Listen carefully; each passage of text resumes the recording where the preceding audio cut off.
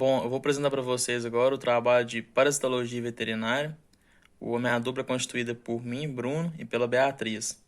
O nosso tema do trabalho ficou sendo a família Ancylostoma que são o Ancylostoma canino e o Ancylostoma brasiliense.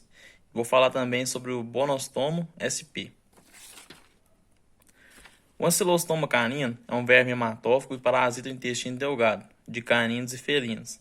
Sua coloração é branco acinzentado ou avermelhado. Sua cápsula bucal globosa com 3 grandes dentes situados na parte de cima da boca e não possui lancentes ou dentes dorsais. A fêmea mede de 14 a 20 milímetros e o macho mede de 11 a 13 milímetros de comprimento. A imagem abaixo do lado direito mostra um Ancylostoma canino e do lado esquerdo mostra um Ancylostoma brasiliense. O Ancylostoma brasiliense. O parasita do intestino delgado de cães e gatos não é considerado hematófago, mas provoca hemorragia intestinal e hipoalbuminemia. Possui coloração rosada e tem as extremidades afiladas. A cavidade bucal possui 2 pares de dentes, 2 dentes pequenos e 2 dentes grandes. Como eu mostrei no outro slide anterior, a imagem dele lá, os dois dentes de cima são maiores e os 2 de baixo menores. As fêmeas medem de 6,5 a 9 milímetros. Já os machos medem de 5 a 7,5 milímetros. Nessa imagem abaixo, do lado esquerdo eu considero uma fêmea e do lado direito é um macho. O ciclo biológico dos dois são o mesmo. Os adultos copulam no intestino delgado e após a cópula, as fêmeas eliminam os ovos em grande quantidade. Os ovos são formados para o meio exterior através das fezes. Os ovos se desenvolvem em condições favoráveis de oxigenação, umidade e temperatura. Para a L1, se romper a casca. A L1 possui esôfago rabiditiforme e se alimenta de matéria orgânica. Se transforma em L2 e L3. A L3 possui esôfago filarioide e é incapaz de se alimentar. Aí está o ciclo. Os ovos do parásita são colocados, no meio, através das fezes. As larvas saem dos ovos e permanecem no solo até se estourarem e tal.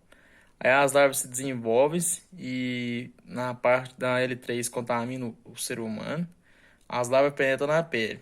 Depois da penetração, as larvas vão do coração ao pulmão através do sangue, até chegar ao intestino delgado, que é onde elas ficam na parte adulta. A contaminação pode ocorrer de 3 maneiras. O número 1 é via oral, em ingestão da L3. É a forma mais comum em Ancylostoma canino e Ancylostoma brasiliense. Pode ocorrer pela ingestão da larva presente na água, alimentos contaminados ou ingestão de hospedeiros paratênicos, que são os insetos baratos. Também pelo leite, as larvas L3 reativadas no corpo da cadela que atingirem as glândulas mamárias. O ciclo no intestino delgado do hospedeiro, a L3 penetra na vilosidades e se transforma em L4 após retornar para a luz intestinal e irá mudar para L5 depois dos adultos. O período pré-patente dele é de 14 a 18 dias. A segunda opção é a via transcutânea. A larva infectante penetra na pele ou na mucosa por uma enzima que destrói a membrana basal. A migração da L3 ocorre pelos tecidos do hospedeiro até atingir um vaso sanguíneo linfático. O ciclo vai para o coração, pulmão, para os bronquíolos, a L3 e a L4, vai para a traqueia até chegar à deglutição. Do intestino delgado se transforma em adultos. Seu período pré-patente é de 14 a 21 dias. O detalhe é que em algumas cadelas que são infectadas por via oral ou transcutânea, as larvas não se transformam em adultos no intestino delgado. Elas podem ficar encistadas em tecidos somáticos. Assim fica semelhante ao ciclo somático. A terceira opção é transplacentária. As larvas L3 reativadas penetram na circulação sanguínea da cadela e alcançam o feto através das artérias umbilicais. Após o parto, a larva completa o ciclo no filhote pela via hepatotraqueal, dando origem aos adultos no intestino em apenas 10 a 12 dias. Aí está mostrando o ciclo, como é que acontece, que da mãe passa para o filhote, e os filhotes meio que já nascem infectados. As patogenias. Lesões na pele no local da penetração da larva devido à liberação de substâncias que lesam o tecido, provocando hemorragias. No pulmão, a migração larval provoca lesões traumáticas e hemorragias leves, que pode ocorrer pneumonia. No intestino delgado, o verme adulto ingere quantidade considerável de sangue, sendo responsável pela ocorrência de grave anemia no hospedeiro. Na fase aguda, observe-se uma anemia normocítica e normocrônica. E na fase crônica, anemia migrocítica e hipocrômica. Os sintomas apresentam mucosas pálidas com edema na região mandibular e anorexia. Como essa imagem retrata aí um felino, está com uma mucosa bem clara, que no caso também deve estar com verme.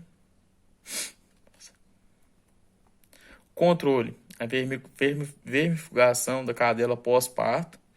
É importante também melhorar as condições de alimento dela, no caso nutricional, ter uma alimentação mais saudável, que ajuda bastante.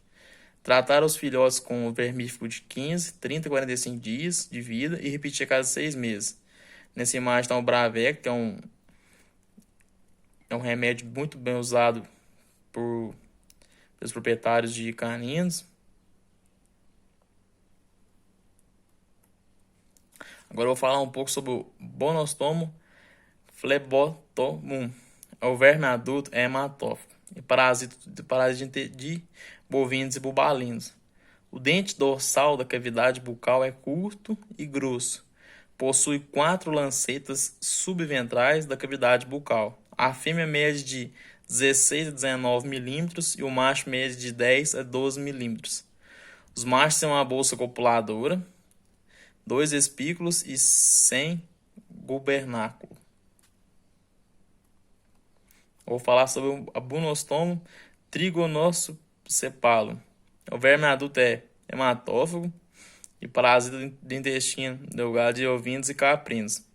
O dente dorsal da cavidade bucal é longo e pontiagudo, possui 2 lancetas subventrais da cavidade bucal. A fêmea mede de 19 a 26 milímetros e o macho mede de 12 a 17 milímetros. O ciclo biológico. A infecção dos ruminantes ocorre pela penetração cutânea das larvas infectantes, no caso a L3, que atravessam a pele em 30 minutos e atingem os capilares em 1 hora. A larva infectante penetra pela pele ou pelas mucosas.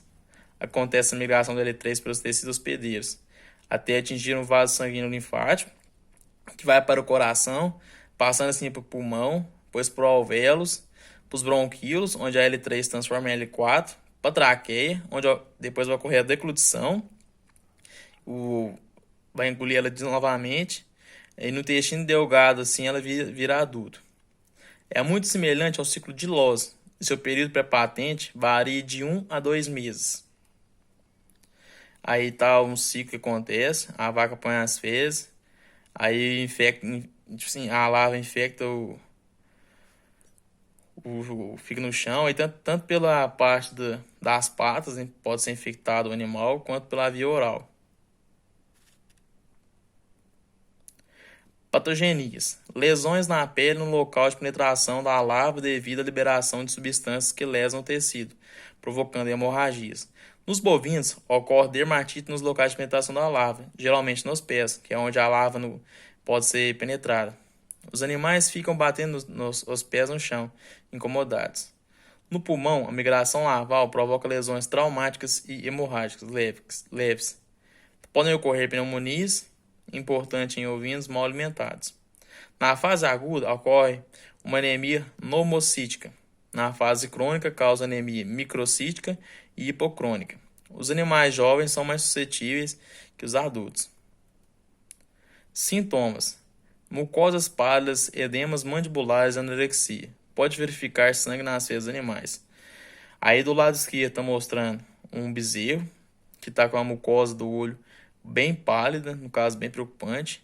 E do lado direito está mostrando um bezerro bem magrinho, que no caso ele pode estar com anorexia. Controle. Vermificação estratégica em ruminantes. No caso aí, o vermífugo é bom se dar no mês de maio. Você pula o mês de junho e dá em julho. Pula o mês de agosto e setembro. Você sempre dá um mês e pula o outro. E o interessante é focar também que isso é após a seca. Porque, isso na época da seca, após a época das chuvas, no caso. Porque aí o sol mata as larvas que já estão no capim. Outro fator é a vermificação tática quando necessário, melhorar as condições nutricionais dos animais e controle físico, que é construção de esterqueiras, construção de bezerreiros, sempre acima do curral, evitar o acúmulo de fezes nas instalações nos piquetes. Aí para registrar é uma esterqueira de uma fazenda muito grande e do lado direito está mostrando um bezerro, no caso ele vive separado dos outros, então ele agora tipo assim, tem alimentação saudável para ele, no caso o leite, e sempre tá limpinho onde que ele fica. No mais é só, e muito obrigado.